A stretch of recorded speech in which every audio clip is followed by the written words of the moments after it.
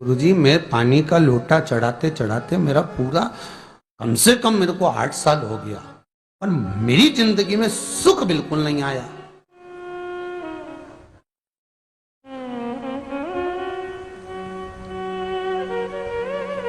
हमने कहा तूने कैसे चढ़ाया, वो भी तो सुने। तो क्या कैसे, क्या स्नान करा और मंदिर जाके लोटा चढ़ाया पानी का। अच्छा, अब मैंने कहा तू चुप रहे। उसके पति, यहीं की इसी ऑफिस की बात है, भवानी मंडी से, उसके पति से पूछा, हाँ जी वर्मा जी सही बताओ, पत्नी लोटा कैसे चढ़ाई।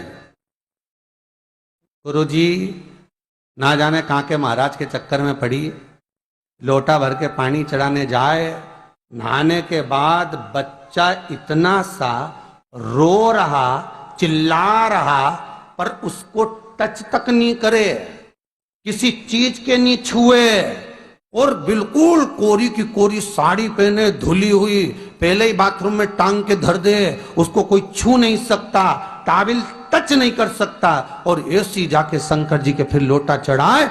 मंदिर में अगर किसी ने छू लिया तो वापिस आ जाए, नहाए धोए फिर जाए।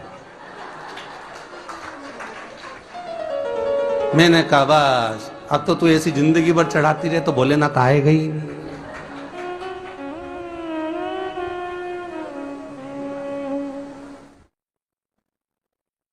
सत्य बोलो रे, मिलेगा। कई लोगों ने पूछा शंकर को रिझाने के लिए कौन से कलर के कपड़े पहने कि शिव राजी हो जाए। शंकर को पाने के लिए कपड़ा बदलने की जरूरत नहीं होती, शंकर को पाने के लिए कलेजा बदलने की जरूरत होती है, शंकर मिल जाता है। कपड़े से शिव कभी नहीं मिला साहब। आप कौन से कलर के कपड़े पहन रहे हो, ये शिव प्राप्त नहीं करोगे हो। सफेद पहन लिए, लाल पहन लिए, केसर के पहन लिया, उससे शंकर नहीं मिल रहा हो। बहुत सारी रुद्राक्ष की माला धारण कर ली, हाथ में भी खूब सारा रुद्राक्ष पहन लिया, यहां पर भी पहन लिया, कान में भी रुद्राक्ष धारण कर लिया, जटा पे भी रुद्राक्ष लगा लिया, उससे शिव नहीं मिलने वाला हो।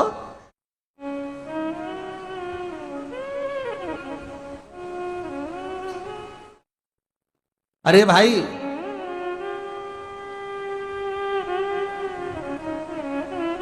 किसके पास में जा रहे हो आप जल चढ़ाने के लिए?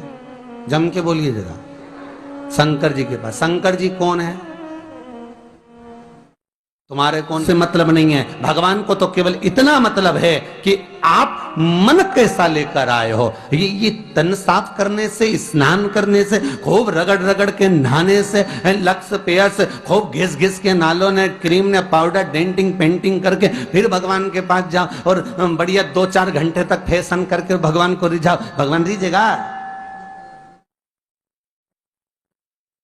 अरे गर्ग संहिता में लिखा है कि शंकर को एक बार प्रणाम करने का फल क्या है कि 10 अश्वमेध यज्ञ के स्नान का जो फल होता है वो मात्र शंकर को प्रणाम करने से मिल जाता है। कितना? 10 अश्वमेध यज्ञ के स्नान का जो फल है शंकर को मात्र प्रणाम करने से मिल जाता है। पर गर्ग संहिता कहती है कि 10 अश्वमेध यज्ञ के स्नान के बाद भी मनुष्य का जन्म वापिस मिल सकता है। मतलब वापिस तुम्हारा जन्म हो सकता है, किसी भी रूप में हो, जन्म हो सकता है। पर शिव पुराण कहती है, गर्ग संहिता कहती है, स्कंद पुराण कहती है, नर्मदा पुराण कहती है कि महाराज इतना जरूर है कि शिव को प्रणाम करने का फल उतना है कि 10 अश्वमेध यज्ञ के स्नान का फल मिल जाता है।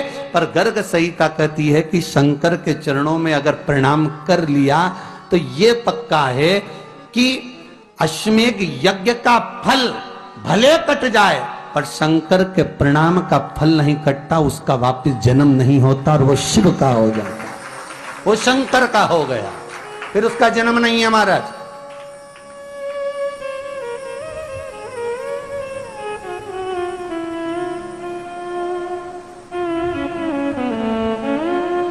पति से कहा हाथ धो,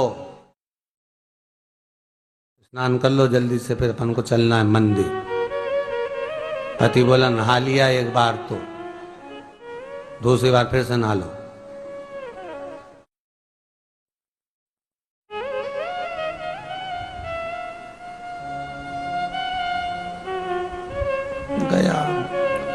नी के ना माने तो कई घर में चंद्र घंटा से माथा बिड़ा, स्नान करा फिर आया। चल पलंग पे काय को बैठ गए?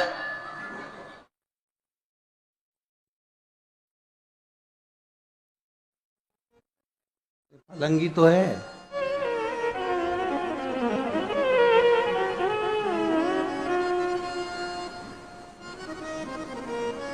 फिर से नहा के आओ। ये फिर नहावाने भेज दिया। होता एक सास बेचारी मायके जाना था, मौसी की यहाँ शादी थी। अब उसने बहू से कहा बेटा मेरे को जाना है, अपने घर में छोटे से लड्डू गोपाल, उनकी सेवा है, तू एक काम कर कि तू सेवा कर लेगी क्या? हाँ मम्मी, उसमें क्या है, करना क्या है तुम बताओ। बस सुबह से 3 बार ताली बजाना, भगवान को उठाना, पात्र में रख के नहलाना, उनको पोंछना, कपड़े पहना देना, इत्र लगा देना, चंदन लगा देना, मुकुट लगा देना, सुंदर अलकावली सब पहनाने के बाद में भगवान को दर्पण दिखाना। जब भगवान को कांच दिखाए, दर्पण दिखाए, भगवान मुस्कुरा दे, तब भगवान को भोग लगा देना। हाँ मम्मी इतना तो मैं करूंगी, और बाद में भगवान को वापिस सुला देना। हाँ इतना सा कर लूंगी। सास बिचारी कह के चली गई।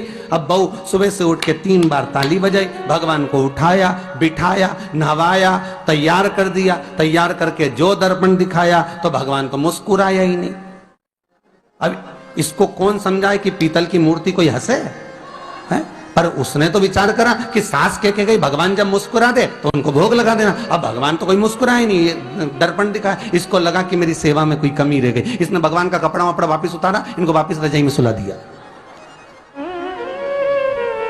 अब भगवान को वापिस रजाई में सुलाया, फिर आ गई, 3 बार फिर ताली बजाई, भगवान को फिर उठाया, फिर बिठाया, बिठाने के बाद में फिर उनको कपड़े वपड़े पहनाकर फिर दर्पण दिखाया, पर भगवान तो मुस्कुराया ही नहीं। ये वापिस इस सेवा में गलती रह गई। वापिस इसने सब कपड़ा उतारा, भगवान को फिर सुला दिया। सुबह 8 बजे से नहवा रही, कपड़े पहना रही और सुला रही। 1 बज गई।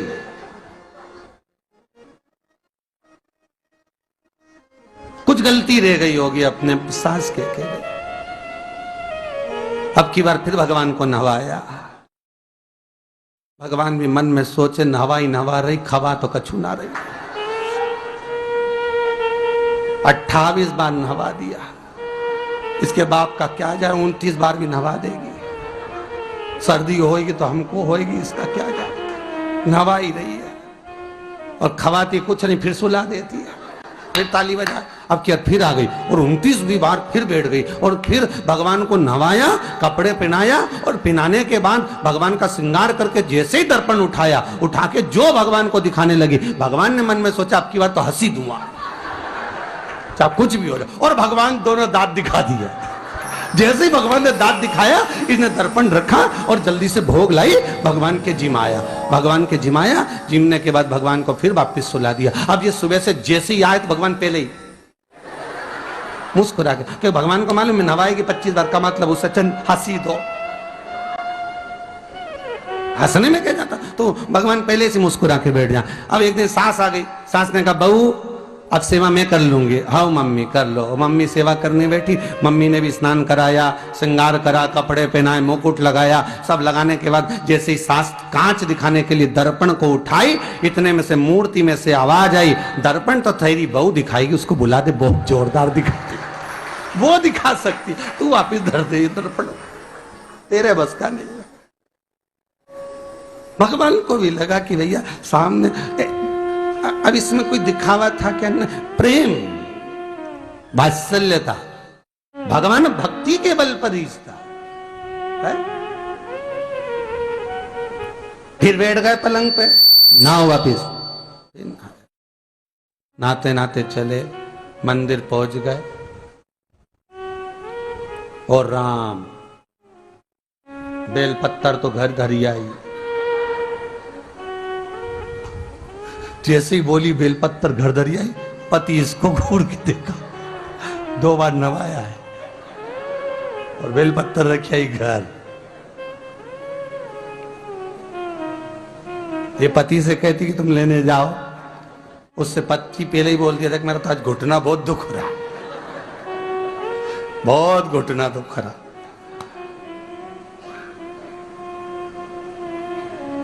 ठीक है, तुम बैठो, मैं आई अभी घर से।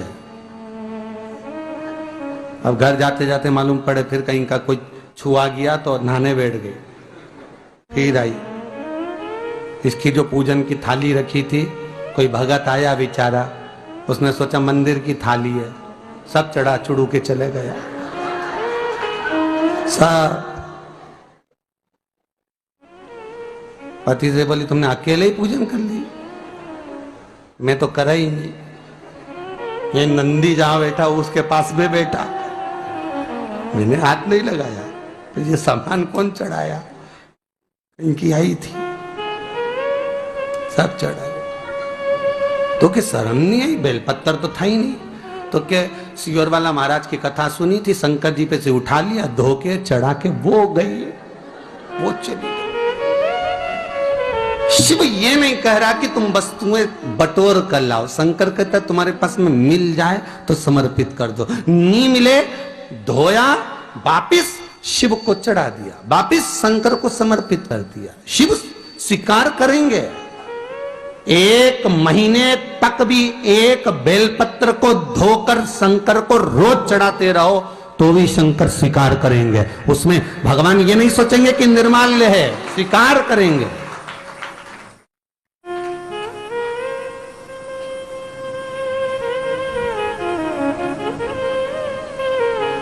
पर इसका मतलब ये नहीं है कि तुम मंदिर की, घर से अगर पास में लगी हो, नजदीक में लगी हो, 8, 10, 15 घर छोड़कर कुछ थोड़ी दूरी पर भी बेलपत्र लगी हो तो लेकर जरूर जाना। नहीं तो कहीं कहीं की इतनी आलसन। उन्होंने कहा सियोर वाला महाराज बोला तुम तो उठा उठा के चढ़ा दो, तो भगवान के मंदिर में ही बेलपत्र नहीं जाए मालूम पड़े हो, तो ऐसा नहीं है कि नहीं जाए वाला, जाओ, पास में लगी हो तो लेकर जरूर जाओ। भगवान को समर्पित करने के लिए थोड़ा ना थोड़ा भाव भगवान के द्वार पर जरूर लेकर जाओ।